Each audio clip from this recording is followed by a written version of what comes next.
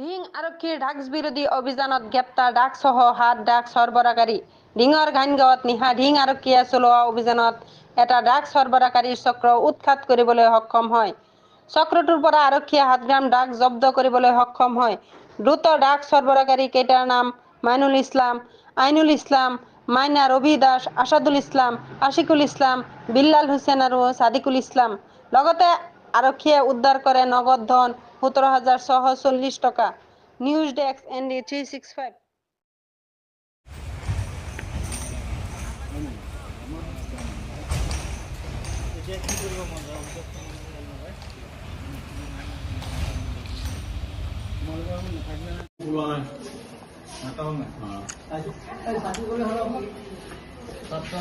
পিছফালে কোৱা যায়